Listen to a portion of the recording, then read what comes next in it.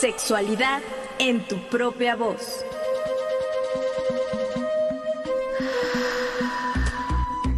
Historias, mitos y revolcones del pasado que resuenan en el presente.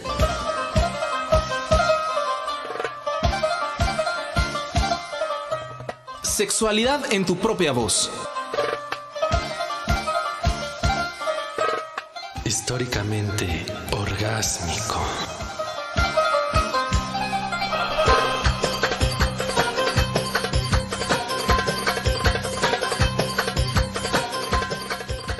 Buenas noches, bienvenido a su programa Sexualidad en tu propia voz. Agradecemos que nos sintonice a través de las frecuencias de radioeducación y también a quienes lo hacen a través de las plataformas digitales. Como cada jueves, nos da mucho gusto saludarle. Mi nombre es Edith Rojas y a la distancia me acompaña Juan Carlos Hernández Meijueiro. ¿Qué tal, Juan Carlos? ¿Cómo te va?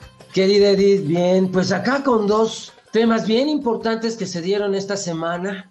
El 18 de noviembre falleció Alicia Valle. Ella fue mamá de un activista gay, fundador de AVE de México, Francisco Estrada Valle, asesinado brutalmente en la Avenida Pacífico, en Coyoacán, en Ciudad de México.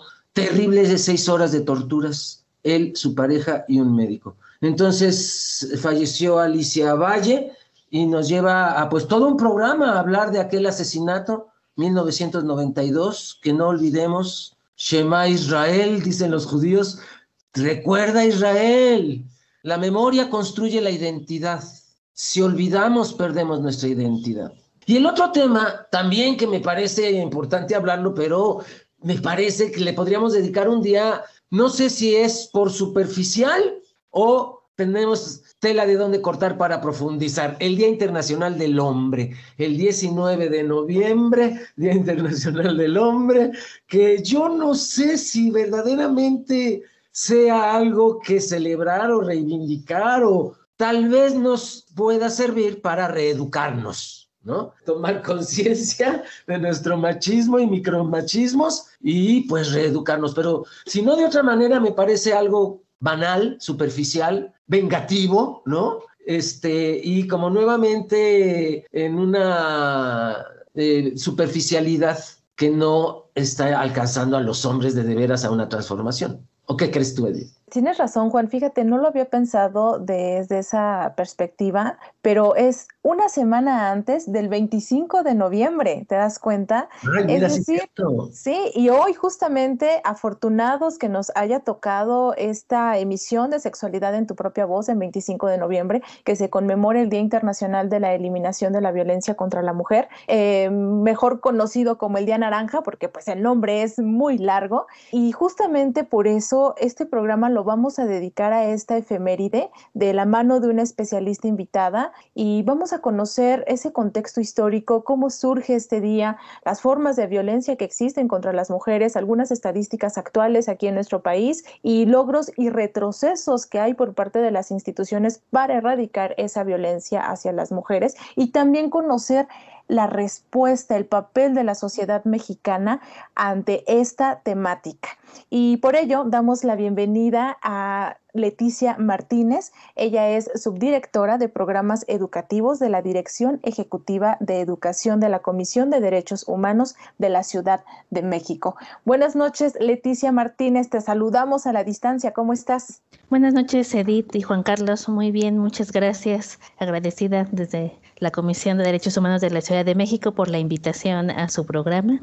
Querida Leti, qué gusto saludarte ahora por este medio. Cada vez que te veo me genera mucha alegría porque haces un trabajo que admiro. Siempre alguien que se dedica a la defensa de los derechos humanos me resulta admirable. Y entonces, pues a ti en todo ese trabajo que haces en la Comisión de Derechos Humanos de Ciudad de México, pues te agradecemos por esta entrevista, que aceptas la invitación, porque es importante que nos digas, pues en 1 o 2 minutos, ¿qué es el día, no sé si es nacional o internacional, de erradicación de la violencia contra las mujeres? O también se dice el Día del Derecho de las Mujeres a una vida libre de violencia. Así es, Juan Carlos, el Día Internacional de la Eliminación de la Violencia contra las Mujeres surge en América Latina a partir de 1981 en el marco del primer encuentro feminista latinoamericano, donde se propone el 25 de noviembre como fecha para celebrar este Día Internacional en honor a la lucha de las hermanas Mirabal, ¿no? Ahora lo reivindicaríamos, hablaríamos de recuperar la memoria de las hermanas. 12 años después de que se propone esta fecha, la Asamblea General de las Naciones Unidas aprueba en 1993 la Declaración sobre la Eliminación de la Violencia contra las Mujeres y en 1999 declara el 25 de noviembre como Día Internacional de la Eliminación de la Violencia contra las Mujeres. ¿Por qué es importante? Porque la violencia contra las mujeres, independientemente de su edad, constituye una grave violación a los derechos humanos, tiene impactos inmediatos y de largo alcance que incluye múltiples consecuencias físicas, psicológicas y sociales, tanto para las personas como para sus familias, sus comunidades y países enteros, ¿no? Generando un impacto a nivel mundial.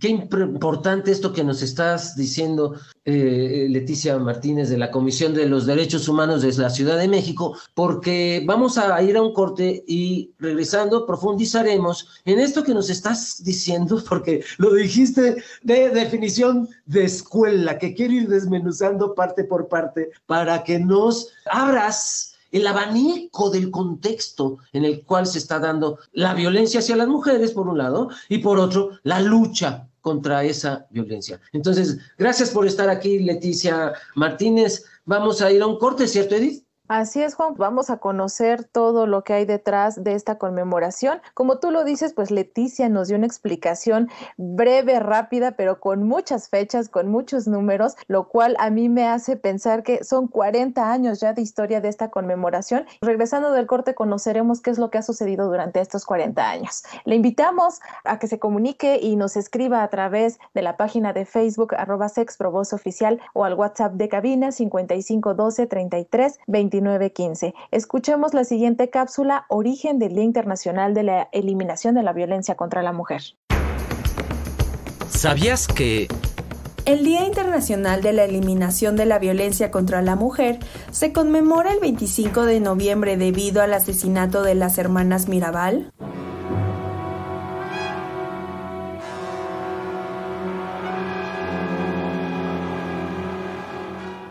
En el año 1981 se celebró en Bogotá, Colombia, el primer encuentro feminista latinoamericano y del Caribe. Ahí se decidió marcar el 25 de noviembre como el Día Internacional de No Violencia contra las Mujeres en memoria de las hermanas Mirabal.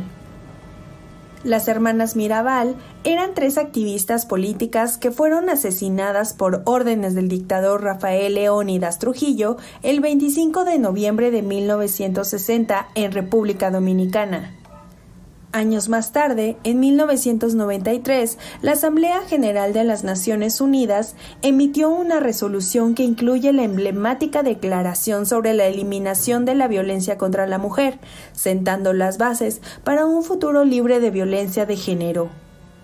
Ya para diciembre de 1999, la Asamblea General de las Naciones Unidas adoptó oficialmente el 25 de noviembre como el Día Internacional de la Eliminación de la Violencia contra la Mujer e invitó a gobiernos, organizaciones internacionales y organizaciones no gubernamentales a organizar actividades dirigidas a sensibilizar al público sobre este problema que enfrentan las mujeres.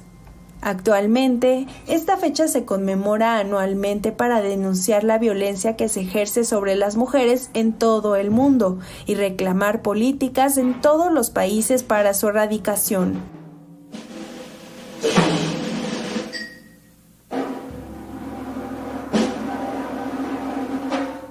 Del artículo Día Internacional de la Eliminación de la Violencia contra la Mujer de la ONU.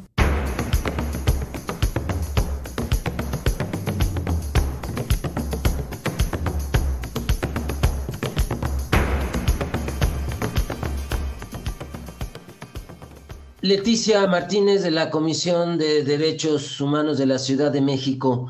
¿Cómo podríamos definir la violencia hacia las mujeres? Bueno, la violencia podríamos decir que es cualquier acción o omisión que va a causar un daño en las personas. Ese daño, la Corte Interamericana de Derechos Humanos dice, no necesita ser visible, por ejemplo, moretones, alguna lesión, algo que se observe, para demostrar que se ha causado un daño, una afectación, y por lo tanto una responsabilidad hacia el Estado, ¿no? Entonces, la violencia contra las mujeres es una forma de ejercicio de la violencia donde por razón de género se cometen ciertos actos en contra de todo lo femenino. Ahorita vamos a esa parte, porque vamos a hablar del machismo, por supuesto que incluye esa misoginia, pero que cause un daño aún no visible. ¿Quién decreta que ese daño es causado? ¿La misma mujer o tiene que haber un juicio o tiene que alguien declarar que ahí sí hubo daño? Porque como no se ve, por ejemplo, un daño psicológico, o por ejemplo, impedir que estudien, no la estoy golpeando, la trato bonito, ¿no? Hasta le doy dinero, ¿no? Si quiere para sus gastos, pero que no estudie. Esta es como una parte de esto que dices, como una omisión que genera un daño. Dentro de las obligaciones del Estado en materia de derechos humanos, una de las principales es la obligación de respetar. La obligación de respetar implica no intervenir de una manera que su intervención afecte el ejercicio de derechos de las personas, en este caso de las mujeres. Entonces, por ejemplo, justo cuando le negamos el acceso a un servicio o a un derecho a una persona, estamos limitándole el desarrollo integral o el ejercicio de otros derechos. Esa afectación a los derechos o a un derecho en específico, por ejemplo, el derecho a la educación, ¿no? Tú no vas a estudiar porque alguien tiene que quedarse a cuidar a las hijas e hijos pequeños, entonces va tu hermano a estudiar, ¿no? Eso es una restricción en este sentido que va a afectar de manera integral el ejercicio de otros derechos. Por ejemplo, todo, si ella quiere estudiar, dices, el Estado tiene que garantizar el respeto, eso me encantó. El respeto, el faltar al respeto a la voluntad de alguien, ¿lo podríamos considerar violencia? Sí. Ahí, por ejemplo, la afectación en uno de los derechos pues puede también generar una afectación a la integridad física o psíquica de las personas. También está vinculado con el respeto a la libertad y a la seguridad personales, a la protección de las familias, a la igualdad ante la ley, a que la aplicación de la ley también sea igual, a la libertad de asociación, de creencias, de religión, a ejercer los derechos civiles y políticos, económicos, sociales, culturales. Exacto, ¿no? Ese es el impacto y la problemática tan grande que afectar un derecho va a generar una violencia en cadena que va a afectar todas las áreas de desarrollo de manera integral. Sí, y además el resto de los derechos, porque si bien lo hemos mencionado en otros programas, pues esos derechos nos son dados desde que nacemos. Sin embargo, nuestra vivencia a lo largo de nuestra vida nos lleva a darnos cuenta que no los respetan, ¿no? Y desde la familia, incluso estamos hablando que no las dejan estudiar, pero ¿qué pasa? Al no estudiar, pues entonces tampoco te van a dejar trabajar y no vas a tener un desarrollo profesional, laboral. Y ahí viene esta violencia económica, ¿no, Leticia? De que si no estudiaste y tampoco puedes trabajar, pues vas a depender económicamente de mí, ya sea de tu padre, de tu hermano, pues hasta de tu marido. Exacto, justo la violencia contra las mujeres lo que va a hacer es limitar el desarrollo de la autonomía progresiva desde que somos niñas, conforme vamos creciendo, y limita también la capacidad de decidir y de hacerse cargo de la propia vida de manera autónoma. Limita el desarrollo de la autonomía progresiva. Dices muchas cosas tan rápido que hay que desmenuzarlas. Esto es bien importante porque esto es lo que nos describió Edith, porque son estas fichas de dominó que mencionabas hace rato, pero además de lo que retoma Edith, cómo hay una cadenita de sucesos que si un derecho es negado a una mujer, luego no puede ejercer el que sigue, y luego no puede ejercer el que sigue, y al final termina quedando en una especie de esclavitud, ¿no? Dependiendo del grado, ya sea urbano, rural, clase social, educación o no educación. Y ahorita, ¿cuál podemos decir que es la situación de la violencia hacia las mujeres en México? Pues podríamos decir que hay varias afectaciones de manera integral, muchísimas. Yo me centraría en dos.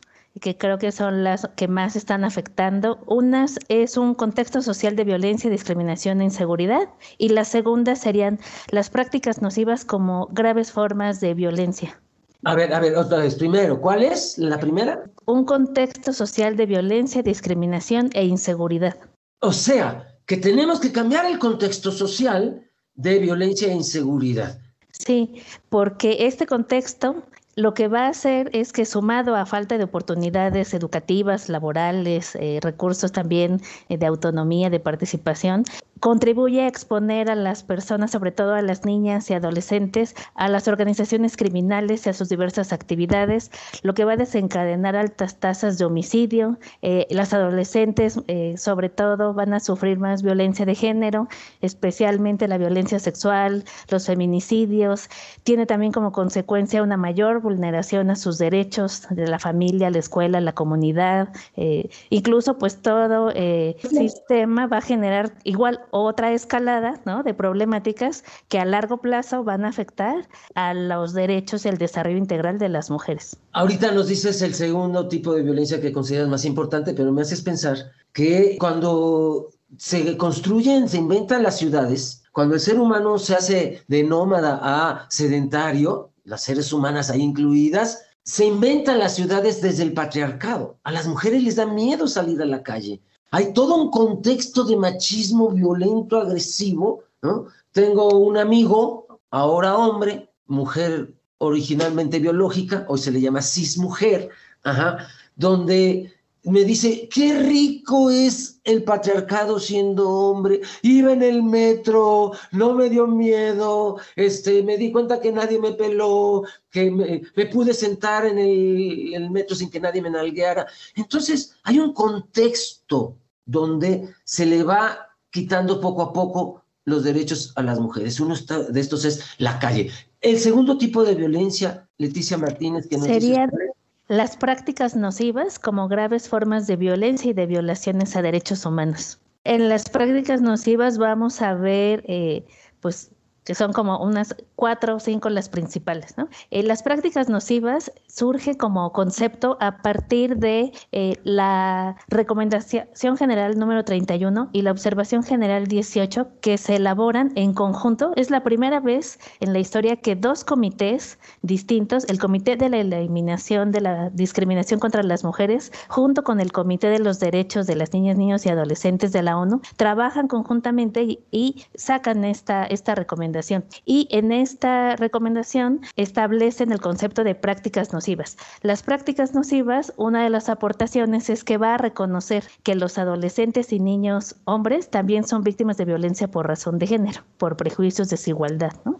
Pero ahorita nos vamos a centrar en lo que afecta directamente a las mujeres. Entonces, las prácticas nocivas son graves formas de violencia porque se fundamentan en la discriminación por razón de sexo, género y edad, y que sean justificadas invocando a costumbres, a valores socioculturales y religiosos, a concepciones erróneas relacionadas con algunos grupos, por ejemplo, las mujeres y las niñas. Estas prácticas nocivas también son endémicas porque afectan habitualmente a una comunidad determinada. Por ejemplo, ¿cuál sería una práctica nociva? Bueno, hay varias. Una de ellas es la mutilación genital femenina. Otra, ahorita las podemos explicar, el matrimonio infantil o forzoso, los delitos cometidos por motivos de honor como las relaciones prematrimoniales, matrimonios arreglados, homicidios, ¿no? Muy bien. Y que en muchas de nuestras regiones en México son prácticas culturales, les decimos, ¿no? Así es, las 2 principales, la mutilación genital femenina o ablación genital femenina, que es una práctica que consiste en extirpar de forma parcial o total los órganos genitales de las mujeres sin motivos médicos o de salud, tiene como motivo de fondo cumplir con requisitos para contraer matrimonio o como método eficaz para controlar la sexualidad de las mujeres, jóvenes y adolescentes. Entre otras cosas se extirpan el clítoris, ¿cierto? Es decir, el órgano cuyo única función en las mujeres es darle placer, es una de las cosas, de las partes del cuerpo que les mutilan, ¿cierto? Sí, y en algunas comunidades en México hay un daño, ¿no? Por ejemplo, hay casos que se han documentado, que las parteras documentan mucho, que al nacer las niñas, la familia les quema con un cigarro el clítoris, ¿no? Entonces son formas que no están documentadas, pero que generan mucha violencia. Aunado a eso, está el matrimonio infantil o forzoso, que es cualquier situación donde una de las personas menores de edad no tiene conciencia para dar un consentimiento pleno, libre e informado, por diferencia de edad o por diferencia de desarrollo cognitivo, para decidir de manera autónoma, y el motivo por el cual ocurre este matrimonio infantil o forzoso, pues es intercambio, compensación, pago de dotes, a veces cuando hay violación sexual para evitar ser enjuiciados y encarcelados, por migración, actualmente en México también compraventa por temas de regularización migratoria, trata de personas, ¿no? Es decir, tenemos también prácticas, como dices, culturales nocivas que naturalizan la violencia hacia las mujeres, ¿no? Pero hay una rendija en esta parte que dices, si no tienen conciencia de decidir, no me parece que podría ser una rendija, ¿no te parece que podría ser una rendija a que, pues bueno, hay muchas formas de forzar a una menor o a un menor ante un juez o algo así, que pueda decir, sí, yo sí quería casarme con ese señor o yo sí quiero casarme, no sé, bajo enojo de los padres o no sé, o ella misma que sienta culpa de no seguir las pautas culturales? Sí, justo la observación y la recomendación establecen que ese matrimonio infantil o forzoso lo que va a generar es más que la diferencia de edad, porque puede ser muy poca la brecha de diferencia, lo que está de fondo es la capacidad de decidir de manera autónoma por condiciones también de abuso de la capacidad o abuso de poder que tiene una de las dos partes, y esto se ha documentado principalmente en personas adolescentes, ¿no? Por ejemplo, ONU Mujeres documenta que entre las mujeres de 12 a 17 años que viven en unión libre en México, el porcentaje es 4 veces mayor comparada con los hombres de su misma edad. No me digas.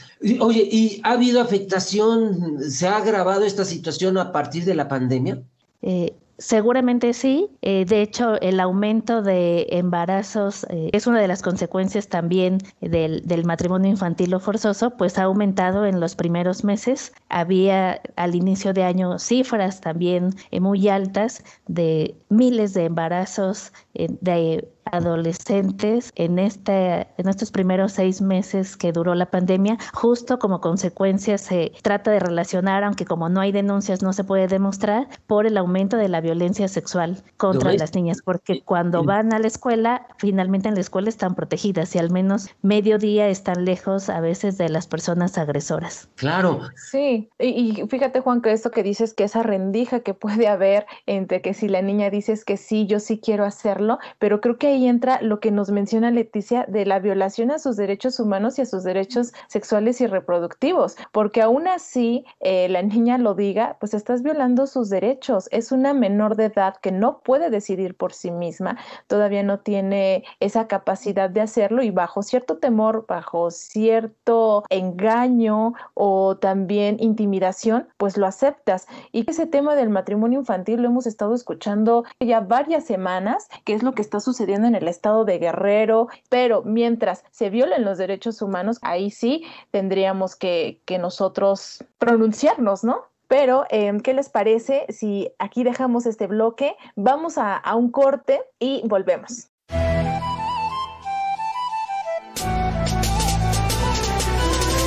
Te invitamos a participar a través de las redes sociales. Facebook, Sexprovoz Oficial. Instagram, Sexprovoz.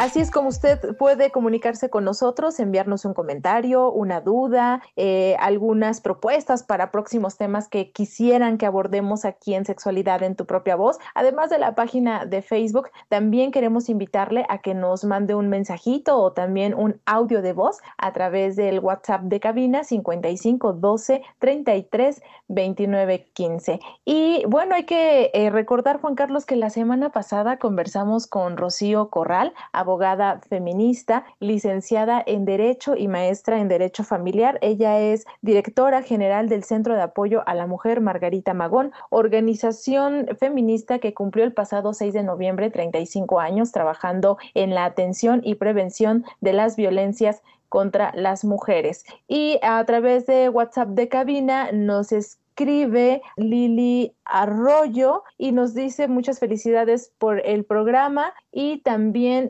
gracias por brindar esta información sobre esta organización que existe para atención a las mujeres. Muy bien, pues gracias a Lili Arroyo por comunicarse con nosotras y nosotros. Estamos platicando aquí con Leticia Martínez de la Comisión de los Derechos Humanos de la Ciudad de México sobre el Día Internacional contra la Violencia hacia las Mujeres, o el día que nos recuerda el derecho de las mujeres a vivir una vida libre de violencia.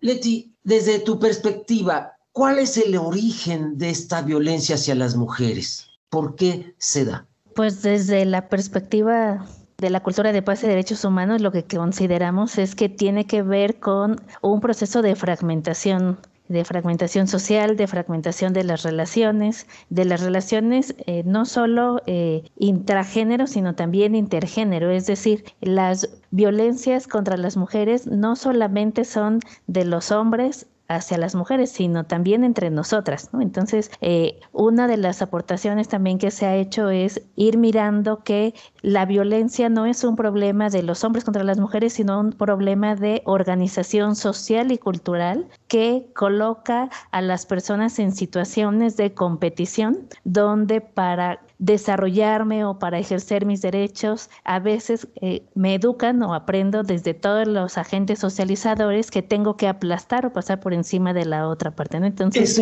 ¿Eso es a lo que le llamas fragmentación social? Esto es a lo que le llamaríamos, pues sí, un poco más desde la competición, ¿no? Un sistema competitivo que es contrario al ejercicio de derechos humanos, ¿no? La paz, por ejemplo, la miramos como lo contrario a la violencia. La paz la vemos como la justicia social, donde las personas pueden ejercer sus derechos de manera integral, y también como un proceso, no como un momento al que hay que llegar, sino como un proceso donde hay reducidas situaciones de violencia y mucha justicia para las personas, donde cada una podemos desarrollarnos de manera integral. Entonces, esta competición, pues, finalmente se va desarrollando de maneras distintas en los deportes, por ejemplo, ¿no? Un partido. Donde uno gana y los demás pierden. Claro. Y en la relación entre hombres y mujeres, pues también se va a reproducir, ¿no? Y entonces esta competición por los espacios, por los recursos, por el reconocimiento, pues también va haciendo que a largo plazo, pues en lugar de trabajar en colectivo, estemos luchando,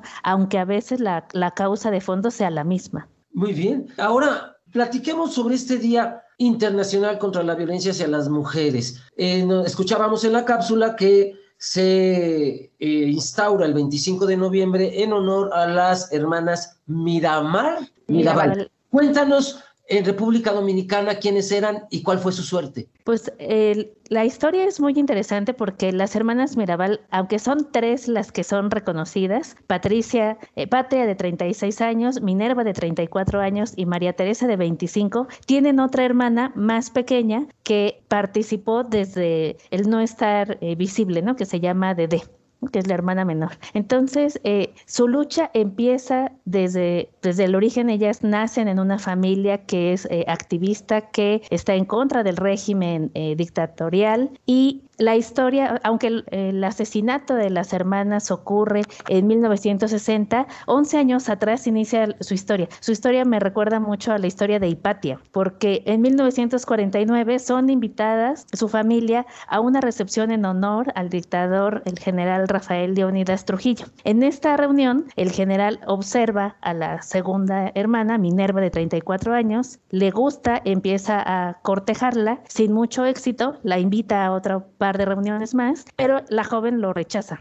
Y además de rechazarlo, toma la iniciativa de exigirle que termine el acoso judicial en contra de uno de los fundadores del Partido Socialista Popular, Pericles Franco, que fue encarcelado en diversas ocasiones y también era un amigo íntimo de Minerva. Entonces, ante las negativas de la joven, el dictador Trujillo ordena vigilar a la familia ordena apresar al padre. Minerva, sus hermanas y sus amigos empiezan también con mucho activismo. Minerva y sus amigas terminan encerradas, liberadas varias veces, ¿no? Entonces la lucha de las hermanas pues empieza a ser también cada vez más fuerte, ¿no?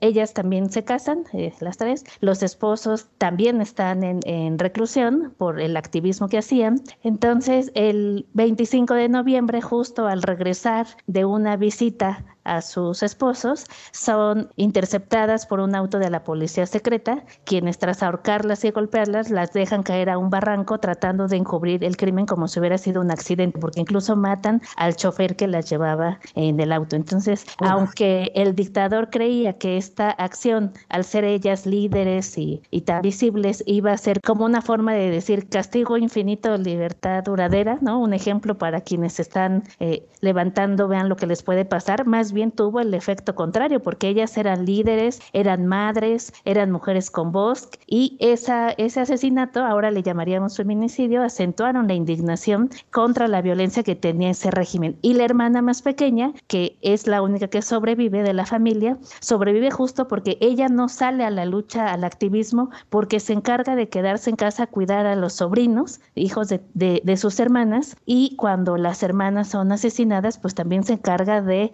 criar y estar con las hijas e hijos. Y actualmente Dede es muy reconocida en República Dominicana porque ha sido una activista que también ha luchado también por los derechos de las mujeres, y pues bueno, su papel en la historia ha sido reivindicar y luchar por la memoria de sus hermanas. ¿Cuál es el nombre de ella? Dede. Dede Mirabal. Sí. Porque es importante que hoy la tengamos en mente, porque está viva y está reconocida.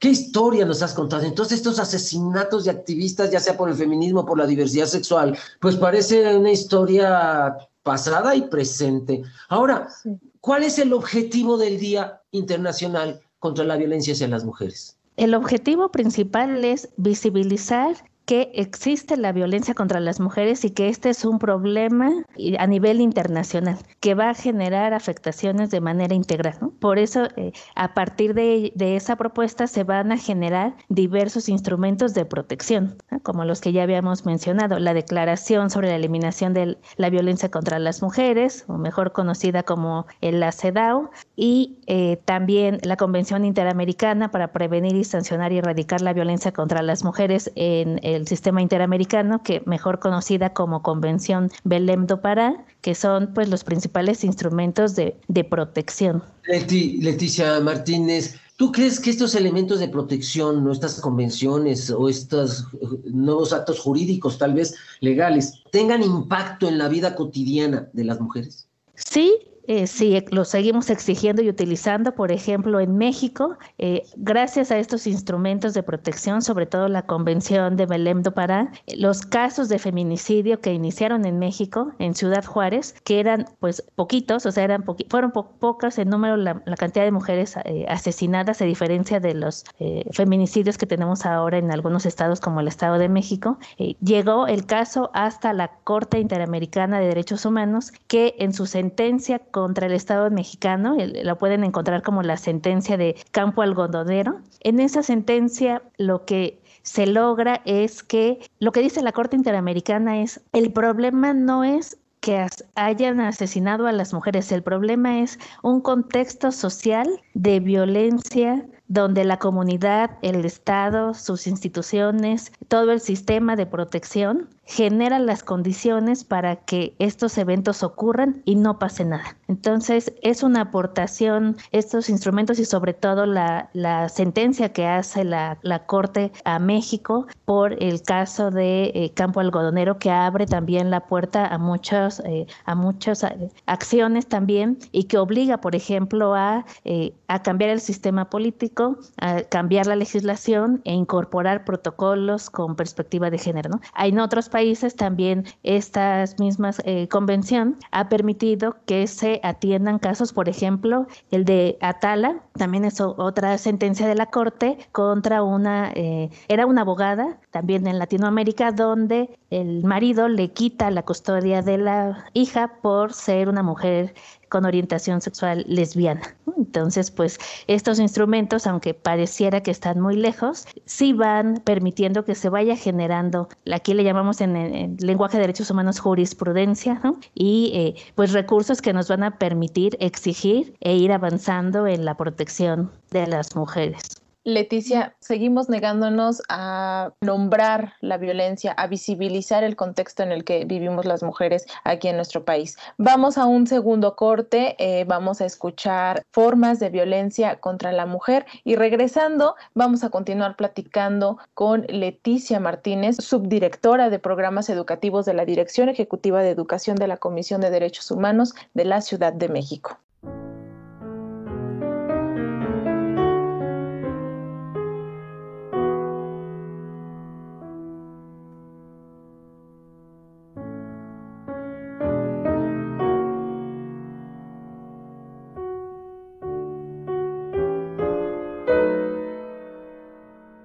A diario miles de mujeres y niñas en el mundo enfrentan algún tipo de violencia, ya sea en sus hogares, en el trabajo, la escuela, la calle o en cualquier ámbito en el que se desarrollen.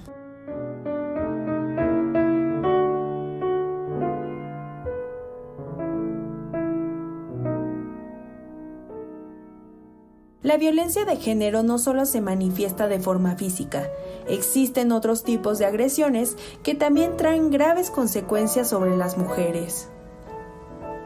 Una de ellas es la violencia económica, que consiste en lograr o intentar conseguir la dependencia financiera de otra persona, manteniendo un control total sobre sus recursos financieros, impidiéndole acceder a ellos y prohibiéndole trabajar o asistir a la escuela. Otro tipo es la violencia psicológica, que consiste en provocar miedo a través de la intimidación, en amenazar con causar daño físico a una persona o con destruir sus bienes o agredir a sus mascotas, en forzarla a aislarse de sus amistades, de su familia, de la escuela o del trabajo. La violencia emocional también es otro tipo de violencia y consiste, por ejemplo, en afectar la autoestima de una mujer a través de críticas constantes, en infravalorar sus capacidades, insultarla o someterla a otros tipos de abuso verbal. La violencia física consiste en causar o intentar causar daño a una mujer, golpeándola, propinándole patadas, quemándola, pellizcándola, empujándola, jalarle el cabello, mordiéndola, negarle atención médica u obligarla a consumir alcohol o drogas, así como empleando cualquier otro tipo de fuerza física contra ella. Finalmente, la violencia sexual.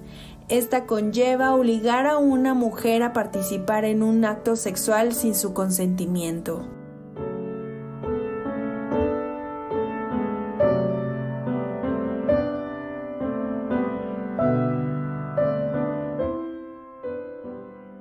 Del artículo Tipos de violencia contra las mujeres y las niñas de ONU Mujeres.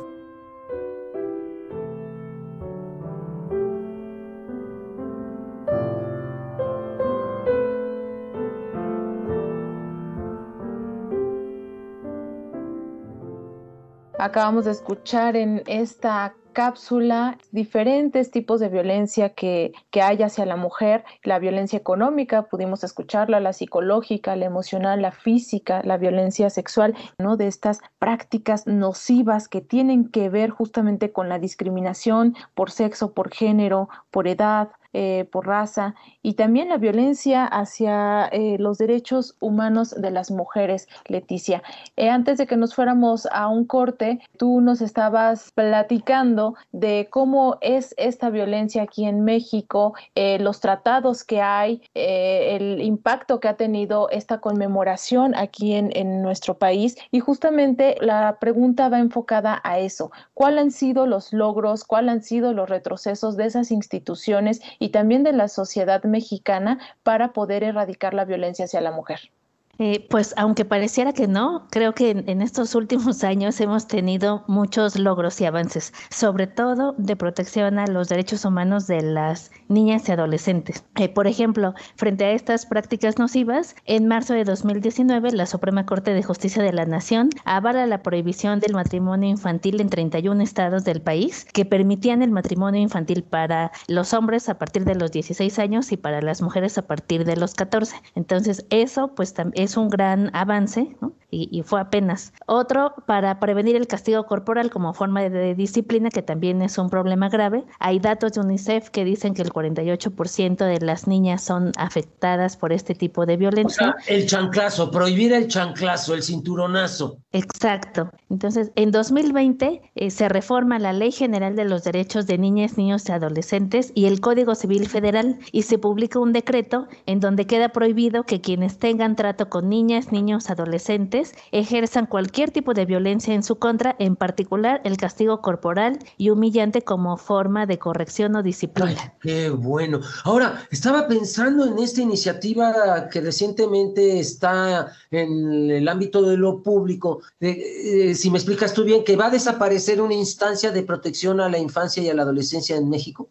Pues justo en esta reestructuración que se está haciendo de las funciones institucionales se han sugerido cambios para reasignar funciones, ¿no? Entonces, pues CIPINA y el DIF tienen funciones similares y el objetivo pareciera que es que se fusionen para dar una mejor atención. Sin embargo, bueno, sabemos que a veces las instituciones no tienen la capacidad para responder a todas las problemáticas, entonces aunque pudiera ser una opción para tener mayor impacto, también en el proceso o a veces ya el resultado pues podría no ser tan positivo para la protección integral de las personas, en este caso de las niñas, niños y adolescentes. Sí, porque pues se quitan recursos, ¿no? Es decir, no se le va a dar los recursos que se daba a CIPINA al DIF para que incremente su alcance de protección. Pero bueno, han habido avances. Hay otros avances, por ejemplo, también uno muy significativo que es la ley de identidad para niñas, niños y adolescentes, que solamente estaba autorizada para personas mayores de 18 años, entonces que también es muy reciente, donde las niñas y niños ya pueden también hacer a partir de un trámite administrativo ante el registro civil el cambio de su asignación sexogenérica, ¿no? La ley Olimpia. Llamando infancias trans. Exacto. La ley Olimpia también, que no es una ley en sí, sino es un conjunto de modificaciones a las leyes, como la Ley General de Acceso a las Mujeres a una Vida Libre de Violencia y otros instrumentos, donde se integra también la violencia digital o la violencia a partir de los medios digitales y la posibilidad de proteger a las víctimas. Otra de los logros que hemos tenido son las legislaciones locales en materia de interrupción legal del embarazo, ¿no? Hay documentaciones, por ejemplo, frente a estas prácticas nocivas como el matrimonio infantil y la trata de personas, pues la cantidad de embarazos adolescentes llevaba a que muchas niñas murieran por tener abortos en situaciones de poca salud, atención médica adecuada, ¿no? También otro de los logros que tenemos son los diversos protocolos de actuación para incorporar el enfoque de género en la actuación de las personas servidoras públicas en el sistema de justicia, protocolos para atender la violencia y el acoso y el hostigamiento sexual en instituciones, en escuelas principalmente, los presupuestos etiquetados con enfoque de género y con enfoque de derechos de niños, niñas y adolescentes, que esta es una ventaja, pero a la vez también, al igual que todos los anteriores, al implementarlo, pues también a veces pueden ser candados, ¿no? Porque si yo interpreto que el presupuesto etiquetado con enfoque de género es sinónimo de mujer, entonces todas las políticas y los procesos para trabajar con los hombres pues se verían detenidos, ¿no? Y entonces, en lugar de atender la violencia cultural y estructural, estaríamos atendiendo solo las consecuencias o la violencia directa y mantenemos la brecha de desigualdad, ¿no? Porque tenemos que mirar que, por ejemplo, para que la carga de los cuidados sobre las mujeres vaya disminuyendo, necesitamos tener derechos también para los hombres en ejercicio de paternidad, licencias de paternidad, licencias para cuidados de las hijas e hijos o los familiares enfermas, ¿no? Y también Por último, creo que la transversalización o incorporación de contenidos de derechos humanos, perspectiva de género y cultura de paz en programas a nivel básico y licenciatura en distintas universidades públicas, que creo que ha sido uno de los principales avances. ¿No está incluido ahorita en los programas de la SEP esta cultura de la paz? ¿Ningún elemento? Sí, a partir de la reforma constitucional de 2011 se empiezan a hacer varias modificaciones y hace un par de años se modifica el artículo 3º constitucional y se incorpora como parte de las obligaciones de la educación en todas sus formas que se transversalice la cultura de paz, los derechos humanos y la perspectiva de género. ¡Ah, qué interesante! Leti, es impresionante todos los avances que nos has mencionado uno por uno. Sí los hay, sin embargo, lo que hace falta es la información y la difusión a la sociedad, porque los medios de comunicación no están haciendo ese trabajo de informar sobre cosas legales, sobre derechos humanos que tienen que ver con nuestro desarrollo como mujeres, como familias, como habitantes de esta ciudad. Entonces, los avances, me da gusto que nos estés diciendo cuáles son. Entonces, ¿cuál sería ese papel de los medios de comunicación y también de nosotros como sociedad para podernos informar y reconocer y aprender cómo podemos defender esos derechos y erradicar la violencia que hay hacia las mujeres y las niñas? Sí, pues otra de las obligaciones del Estado es la promoción de derechos humanos, que yo creo que ese es un reto pendiente que tenemos todas las instituciones, porque no es suficiente con que estén los instrumentos y los mecanismos, sino es importante que las personas los conozcamos y que sepamos también cómo utilizarlos. Entonces, pues ese es un reto. Otro reto también es que la sociedad civil se involucre. Y hace rato que hablábamos de competición, uno de los retos es que sumemos en lugar de restar, que dejemos de pelearnos y de decir, pues yo solo peleo por el presupuesto para la sociedad civil, yo solo para los albergues, yo solo para las niñas y niños, y que vayamos mirando que finalmente es una lucha por la justicia social y que desde esa lucha por la justicia social y el acceso a los derechos necesitamos sumar manos para involucrarnos, ¿no? También tomar conciencia que esta defensa tiene costos, ¿no? A las hermanas Mirabal las asesinaron, a toda la gente que ha sido activista y que lucha, desafortunadamente. Francisco Estrada Valle, decíamos en la introducción de este programa, fue asesinado en 1992, brutalmente torturado por ser activista. En esa época de la diversidad sexual no se decía sino de los homosexuales y lesbianas, y fue el primero que dijo en público vivir con VIH. Entonces, bueno, fue un activista que el costo de abrir brecha, de ser pionero, fue su vida, igual que las hermanas Mirabal en República Dominicana, ¿no? Sí, y desde ahí también la importancia que tenemos como sociedad civil de decir, esto es injusto, no estoy de acuerdo, visibilizar y activar los mecanismos y a las instituciones que estamos encargadas de vigilar que los derechos humanos de las personas se respeten, ¿no? Aunque eso implica un montón de trabajo, sin la voz y el apoyo de la sociedad, pues también es a veces imposible también poder atender todo, ¿no?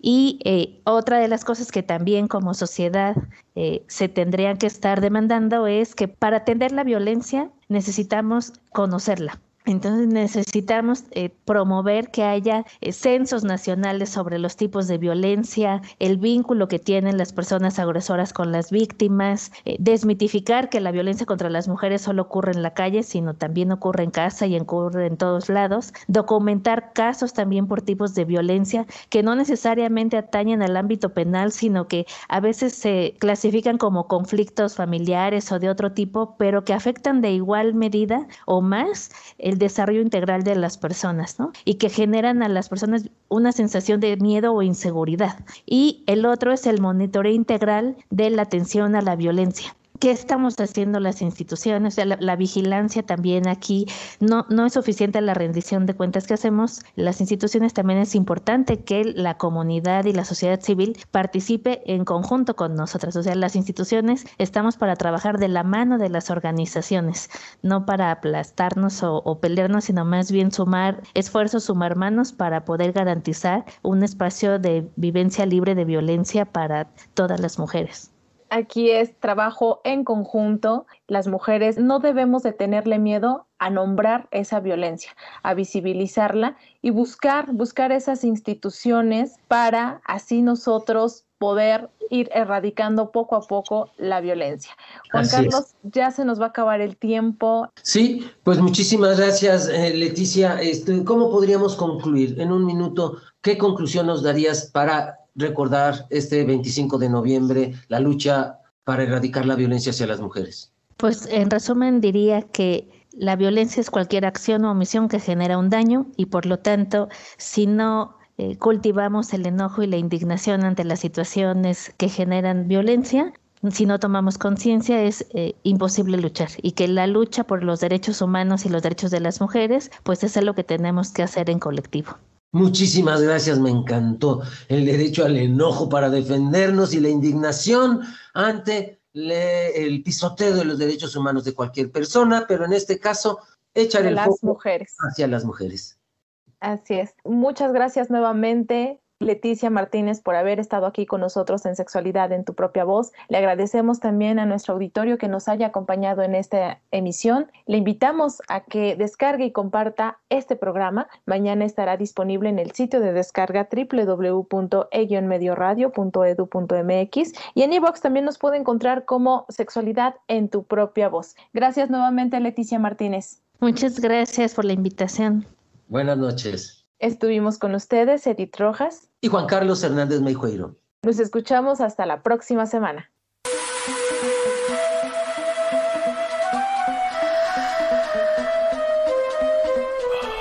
Sexualidad en tu propia voz.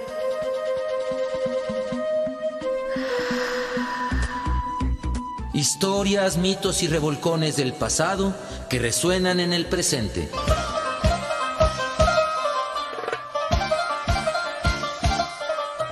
Sexualidad en tu propia voz. Históricamente orgásmico.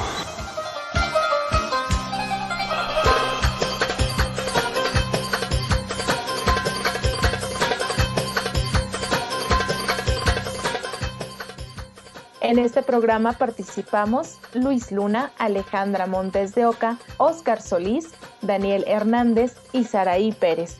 Esta es una producción de Graciela Ramírez para Radio Educación.